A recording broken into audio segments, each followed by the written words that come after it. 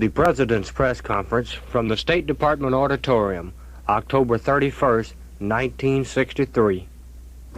Afternoon. Mr. President, I wondered, could you tell us something about this government's policy toward reports we hear from Europe and from here about removal of American forces from Europe or reduction in the size or the strength of American personnel in Europe? Yes, I think that Secretary Rusk explained quite clearly the American policy last weekend as he reaffirmed it. The policy of the United States is to maintain 6 divisions in Germany as long as they are required. In addition to these 6 divisions, and over and above our NATO commitments, we sent to Germany as temporary reinforcements during the Berlin crisis of 1961 6 combat units consisting of 3 artillery battalions, 2 armored battalions, and 1 armored cavalry regiment. This augmentation of U.S. forces in Germany was made to help meet the deficiency of other NATO members in fulfilling their commitments at a very crucial time, when the buildup of West Germany's own forces was incomplete. Although some of these deficiencies have been corrected and the German force buildup is progressing, we are prepared to keep these additional combat units in Germany as long as there is a need for them. Thus, we are not planning any reduction in United States combat units in Germany. As part of the reorganization of the Army's European logistic forces, we are planning some reduction in non-combat personnel, a matter on which, of course, we are in touch with our allies. But we do not intend to bring back any units or personnel whose return would impair the military effectiveness of our forces in Germany. In short, we intend to keep our combat forces in Germany as they are today. And that is more than 6 combat divisions. Mr. President, that being so, how many human beings are we going to bring back from our European station now? Well, any we bring back, we may include some supply forces or... As much as a regiment, sir?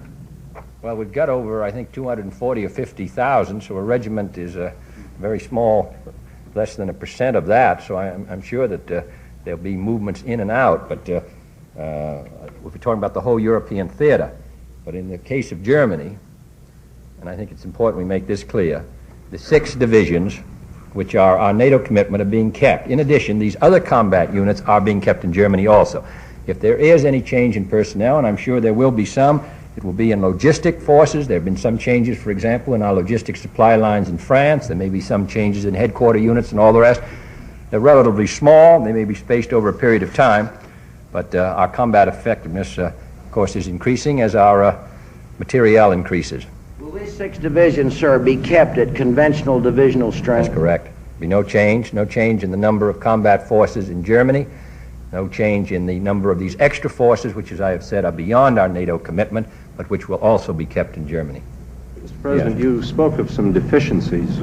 Who's falling short? We're talking about the deficiencies in 1961 when we were having a serious crisis in Berlin and where the forces, the NATO forces, were inadequate. And as you know, I think the Secretary of State made a reference to the fact that a number of our allies had not, and in some cases have not, met their NATO commitments today for the number of forces that should be stationed in Germany for the defense of Germany. We still have to keep these troops there, though, apparently, because there has been a build-up. There has been a build-up since 1961, particularly among the German forces, whose target is 12 divisions. Some other countries have not met their quota, but we're keeping our forces there primarily because we believe that it emphasizes the commitment of the United States to the defense of the Federal Republic and our concern about the defense of Europe. In addition, it should be pointed out that the Federal Republic, West Germany, is purchasing military equipment in the United States, which provides an offset to our gold losses for our forces in the Federal Republic. So they're making an effort, and so are we, and we're going to continue to do it. Mr. President, Senator Goldwater accused your administration today of falsification of the news in order to perpetuate itself in office. Would you care to comment on that? Well, what was he referring to? Making a speech here at the Women's National Press Club, and his point was that you and your administration are mismanaging the news and using it to perpetuate yourself in office. Well, as I've said before, I think it would be unwise at this time to answer or reply to Senator Goldwater. I'm confident that he'll be making many charges, even more serious than this one, in the coming months. And in addition, he himself has had a busy week selling TVA and giving permission to suggesting that military commanders overseas be permitted to use nuclear weapons, attacking the president of Bolivia while he was here in the United States, involving himself in the Greek election.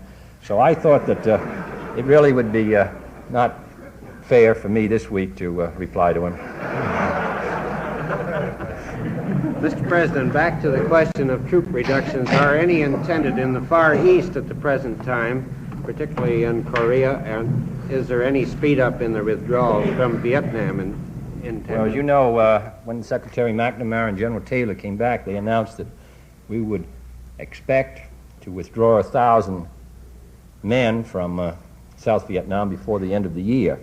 And there's been some reference to that by General Hawkins. If we were able to do that, that will be our schedule. I think the first unit, the first contingent, would be 250 men who are not involved in what might be called frontline operations. It would be our hope to lessen the number of Americans there by 1,000 as the training intensifies and is carried on in South Vietnam. As far as other units, we will have to make our judgment based on what the military correlation of forces may be. We are becoming increasingly mobile, as the Big Lift operation suggests. What is important in the case that Mr. Smith was talking about, we not only have these divisions that I described there, but we have, after the 61 experience, we moved equipment for 2 more divisions. So during the Big Lift, we actually have 7 divisions, so that we're able to move around the world much faster, and with new planes which are beginning to come off the production line, particularly ones in Marietta, Georgia, out of Lockheed and so on, we're going to have increased airlift capacity over the next 2 or 3 years, so naturally our force will be more mobile. President, on the basis of your experience in Philadelphia yesterday and last night, will you regard next Tuesday's mayoral election as a test of how civil rights will affect the voting? In Philadelphia or just? Philadelphia, yes, as well as in other large northern cities. Well, I'm sure that may be a factor in the election, though I'm not sure that the 2 candidates have taken different positions, but I suppose this is a matter of major concern in the country today, and it may be reflected in the voting. I'm not, as I say, aware, though it may be that the candidates have taken different positions on it. My guess would be that they've taken relatively the same position on the question. Well, the question is whether or not there will be some backlash from white minority voters against the Democrats because of their pushing of civil rights. Well, it's possible. We'll have to wait and see, though, as I said from the beginning, it seemed to me both parties have taken a clear position historically and at present on civil rights. But there may be. We'll have to wait and see Tuesday, and I'm sure that a good many things will be written into it. President, United Nations Secretary General U Thant has withdrawn the mission from Yemen, which was supposed to secure peace, and the withdrawal of Nasser troops from Yemen. Since you were sponsoring this effort, could you tell us what further steps you have in mind? Well, he is keeping his political people there, and we're still hopeful that the governments of the Saudi Arabia and the UAR will come to some conclusion, either bilaterally or with the Secretary General, which will permit the ceasefire to be maintained and the withdrawal, which has been limited, to be expanded. So I haven't given up on the hope of keeping that ceasefire through November. Is not thinking of any bilateral moves to... No, we've expressed our great interest in seeing that fighting does not break out along the border, and I think it would be unfortunate if it did. We've indicated that to the countries involved. I'm hopeful, as I say, that perhaps they'll be able to work it out bilaterally. President? At least to keep the ceasefire. Yes. Do you think the letters that Secretary of the Navy Korth wrote made his resignation advisable, and was it requested? I think the letters which Mr. Korth and I exchanged, I think explain the situation as I would like to see it explained. Mr. President. Mr. Korth, I think, worked hard for the Navy, and he indicated his desire to return to private life, and I accepted that decision. But I think he worked hard for the Navy. Yes. Mr. President, thousands of jobs are lost every week to automation. The federal government is one of the leaders in automation. Do you think it is good for us as human beings to dehumanize work and sacrifice people, the machines, and money? Well, I think it's all a question of degree and how it's done. Obviously, most of the comforts we now enjoy are the result of automation, technology over a period of 100, 150 years. And there was historically efforts at various times to stop the introduction of machines, which made the labor of men easier. So automation does not need to be, we hope, our enemy. Now, what is of concern now is the combination of a rather intensive period of automation, plus the fact that our educational system is not keeping up, so that we're graduating or dropping out of high school so many millions of young men and women who aren't able to operate in this new society, who have only physical labor to perform, and they can't find enough jobs. And so that's what concerns us. Now, as you know, we're retraining. Job retraining is important in that area, vocational training, trying to combat school dropouts, trying to urge families to keep their children in school, all the rest of these efforts with which you're familiar. We have a proposal before the Congress for a new analysis of automation. In answer to your question, I think machines can make life easier for men if men do not let the machines dominate them. And it's our intention to try to see that life is easier. The fact is, life is easier because of machines. And I think it can provide new jobs, but I think it's going to take a good deal of wisdom by those of us in the government as well as labor and management. Mr. President, last week there was a certain amount of optimism that a sale of wheat would soon be reached for the Soviet Union. And a lot of this optimism seems to be gone last couple of days. I wonder, sir, if you could tell us quite precisely what seems to be holding up the sale and whether you are optimistic that the sale will be. We're involved in negotiations, which are, of course, very intensive, and it seems to me this is the week where these negotiations are reaching a critical phase. I don't think that it would be useful for me to comment on them. I think we ought to know in the next days whether we're going to be successful in completing our sale. But obviously, this is a matter in which the seller and the buyer have interests which are not always harmonious, and we have to reach the best bargain possible. That's what they want, that's what we want. So I think we ought to let the negotiators negotiate. Do you expect to use General David Shoup's services in the government after he leaves? I would hope so. I would hope so. If he will, I'd like to have him stay.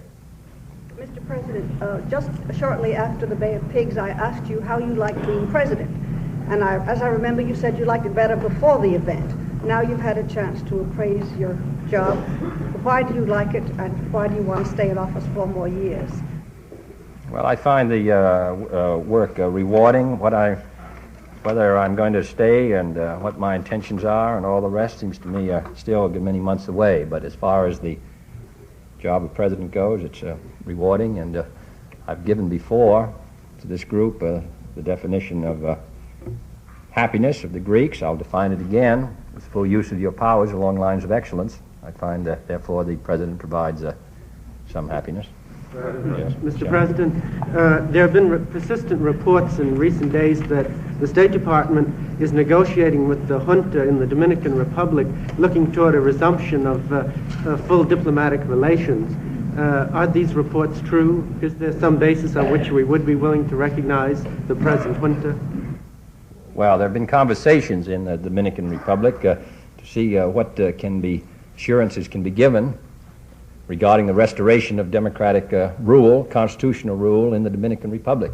We have a charge d'affaires there. Quite obviously, we're interested in that restoration, those assurances of free election. So we are continuing to carry out these discussions, though actually they're relatively informal and they have reaped no harvest as yet, but we're very much on the, that would be our policy, to attempt to see if we can resume relations with the Dominican Republic under assurances of a restoration of constitutional government. President? Yes. Sir, when you... As yet, we've had no success. Sir, when you approved the sale of wheat to the Soviet Union, you placed a condition on the sales that the shipments be in U.S. flagships to the extent that they were available. I wonder if you could explain to us how you came to place this condition on it, what the genesis of that condition was. No, I think we ought to let the negotiators negotiate this week. Don't mean to be evasive, but I think we ought to let those who are representing the United States point of view, we ought to give them a free hand now. So I would rather not get into a discussion of the wheat deal. Next week, I'm sure we can. Could you tell us how many troops there are in Cuba, or Russian troops there are in Cuba now, and what No, I don't think we can ever give a precise figure. All I can say is that the numbers have steadily been reduced. And in the last 2 months, there have been further reductions. And since the 1st of January, there's been a marked decrease in the number of troops in Cuba, according to all our intelligence estimates. I couldn't give you a precise number that is still there, but I can give you the general trend is outward. Mr. President, since you approved the wheat sale, other groups have come along and suggested we sell other products to the Russians too, surplus butter, for example. And Congressman Cooley says maybe if we send them some tobacco, it'll quiet their nerves a little bit. Would you favor expanding this list to other farm surpluses if they're interested? They've shown no interest in anything else, but they may show interest if this deal is consummated, and I would be responsive to any further requests they made for farm commodities. But first we have to get this deal. I think this is the bellwether. Mr. President, can you explain Secretary McNamara's rejection of the atomic power plant for the new carrier in the face of the experts like Admiral Rickover and Chairman Seaborg and others who think it's necessary? And will the same policy go over to the other warships the Navy wants of over 8,000 tons with the atomic energy? No, we're going to build a conventional carrier, which has already been announced at this time. That's what we think that the Navy needs. Now, we're not going to make any final decision till a later date on whether we're going to have nuclear power for important ships of the Navy. As you suggest, there's no use having a nuclear carrier unless we have the ships that accompany it, and after all, there's a large train with a carrier, unless they have nuclear power, because so that it requires a rather large investment. In the case of the nuclear carrier, it's $60 or $70 million more. If you add up the other ships that might have to accompany it, it gets into a large sum of money. What is the mission of that carrier? What's it going to be used for? Limited war or strategic attack? What's the best use of that extra money? I think that I'm supporting Secretary McNamara in the decision he's made so far in this matter. Yes, Mr. Morgan? Yeah. The United States Steel Corporation has rejected the idea that it should use economic pressure in effort to improve race relations in Birmingham, Alabama. Do you have any comment on that position, and do you have any counsel for management and labor in general as to their social responsibility in areas of tension of this kind?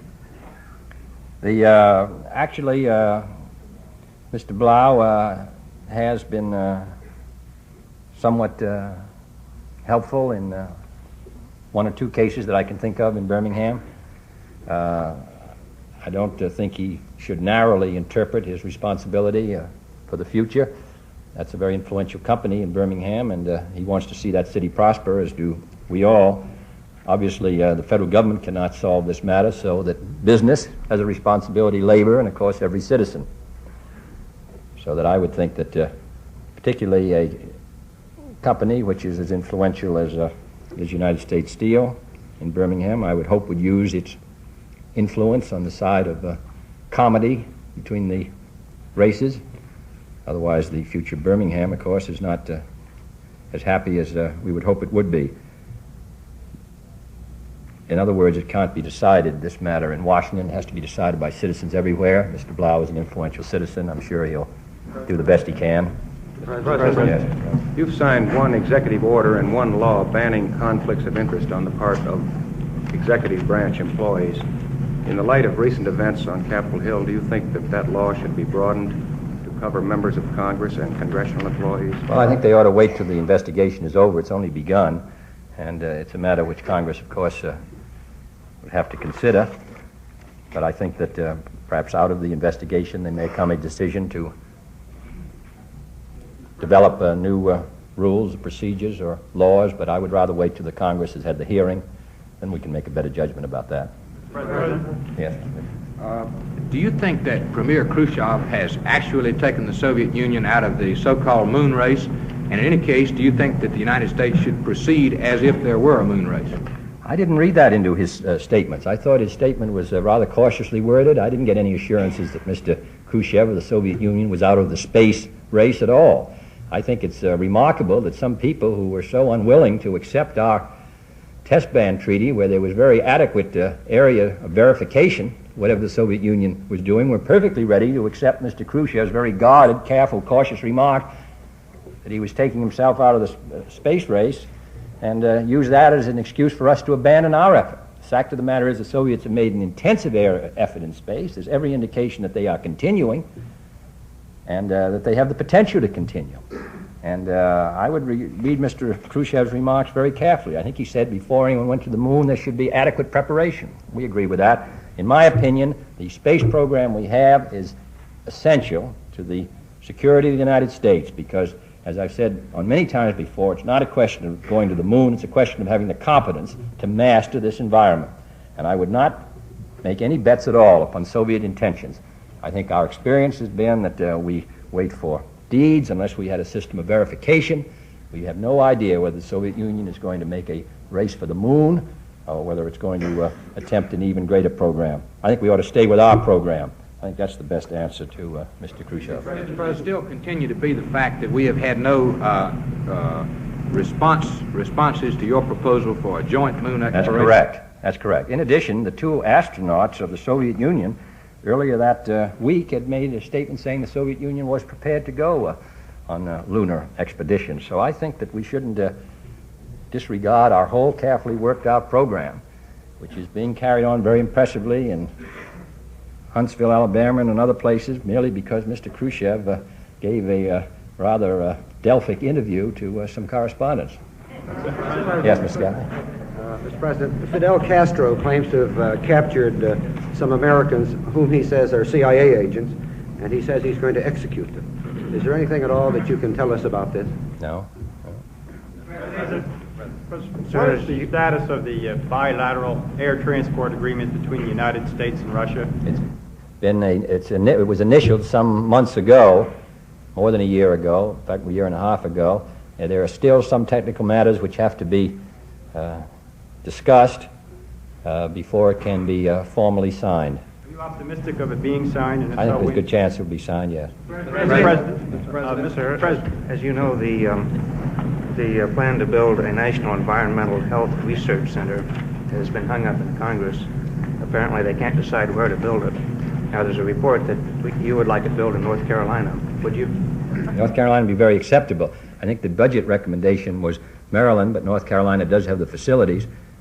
But I think in our recommendation we made, HEW made, recommendation for the first recommendation was Maryland. The site in North Carolina is a good one, as there's a triangle there of colleges and hospitals and medical facilities that, and I've indicated that that would be satisfactory if that was the judgment of the Congress. I think our first choice was Maryland. Mr. President, in spite of something you said here in May 1962, there's talk that Lyndon Johnson will be dumped next year. Senator Thurston Morton used the word purge. Now, sir, assuming that you run next year, would you want Lyndon Johnson on the ticket, and do you expect that he will be on the ticket? Yes, to both of those questions. That's correct. Yeah. Mr. President, Navy Secretary Korth had some correspondence which indicated he worked very hard for the Continental National Bank of Fort Worth while he was in government, as well as for the Navy. And that during the same period of time that he negotiated, took part in a decision on a contract involving that one of that bank's best customers, the General Dynamics firm. I wonder if this fulfills the requirements of your code of ethics in government, and if in a general way you think that it is within the law and proper? In the case of the contract, the TFX contract, as you know, Mr. Molinoff, that matter was referred to the Department of Justice to see whether there was a conflict of interest, and the judgment was that there was not. That's number one. Number two, the amount of the loan to the company, that bank was one of a number of banks which participated in a line of credit, and it was relatively a small amount of money as bank loans go. So in answer to your question, I have no evidence that Mr. Korth acted in any way improperly in the TFX matter. It has nothing to do with any opinion that I may have about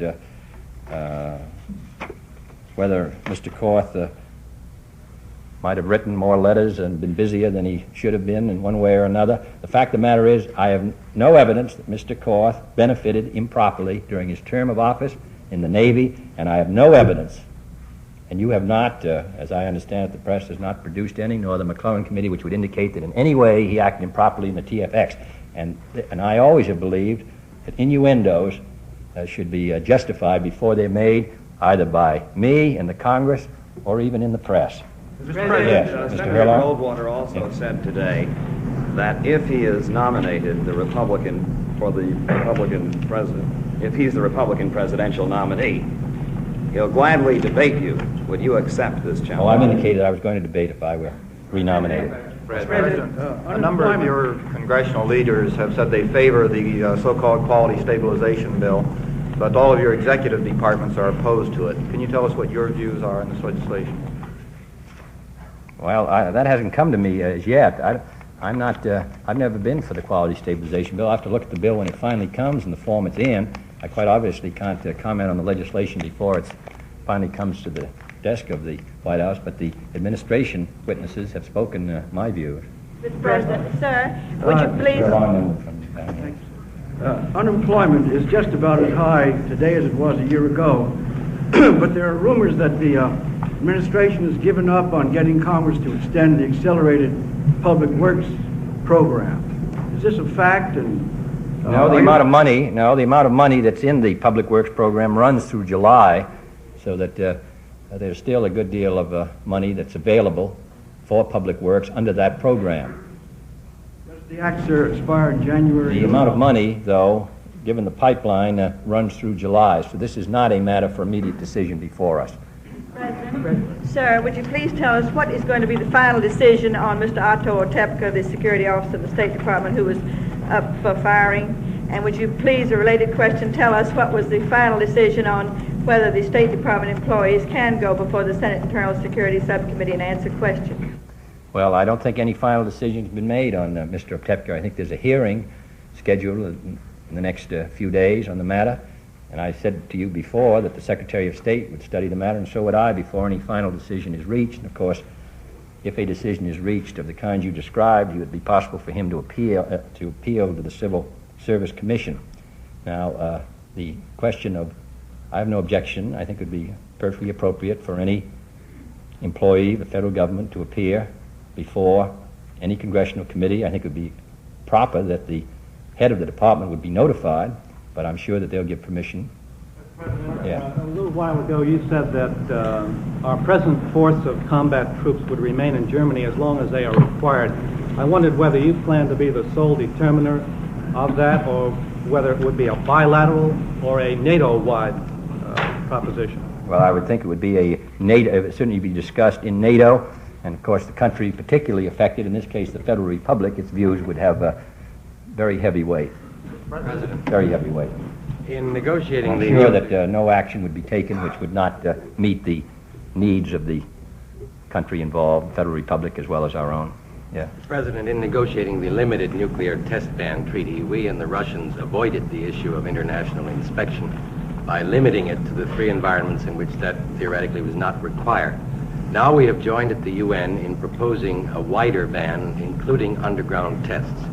Is there anything new in the state of the art of detection or in our understanding of the Soviet position that leads us to hope we can get anywhere with this approach? I'm doubtful that we can get any place. We're still insisting on inspection. The Soviet Union is still resisting inspection, and therefore, unless the art of seismology improves, I would think we would not get an agreement Sometime it may improve, so it's not necessary for us to have the kind of detailed inspection that we believe necessary, or perhaps the Soviet Union would change its policy. I would hope either event would occur. For the present, I'm not optimistic. Thank you. Thank you.